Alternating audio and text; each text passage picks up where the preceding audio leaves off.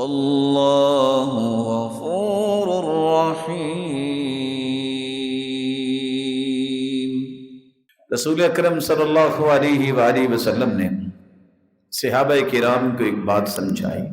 ان صحابہ کرام میں سے عبداللہ بن عمرو بن عاص بیان کرتے ہیں کہ 4 خصلتیں جس کے اندر آ جائے نا، اللہ اس کے جنت میں گھر بنا دے۔ صحابہ کو بڑی خوشی ہوئی کہ یہ کون سی بات؟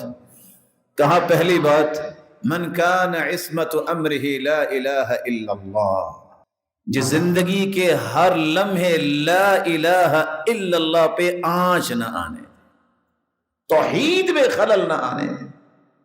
دوسری بات، اذا اصابتہ مصیبہ، جب بھی کوئی دکھ غم اور مصیبت آئے تو فوراً اس کی زبان پہ آ جائے انا للہ و انا الیہ راجعون۔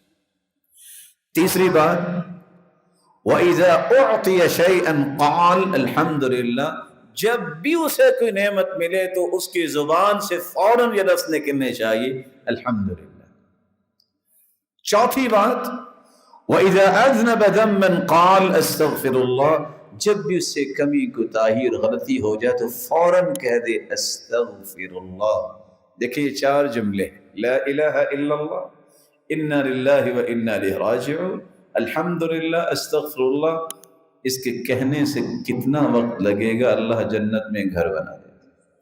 رسول اللہ صلی اللہ علیہ وآلہ وسلم کے دین کو سمجھنے والے ایسے ہی تھے۔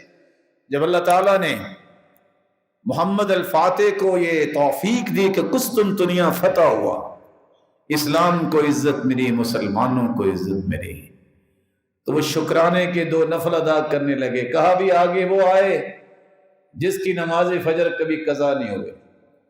سب لوگ خاموش۔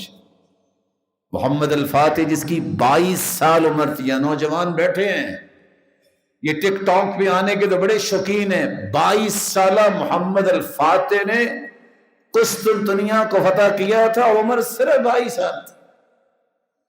گھٹنے ٹیکنے پہ مجبور کیا تھا پورے یورپ کو۔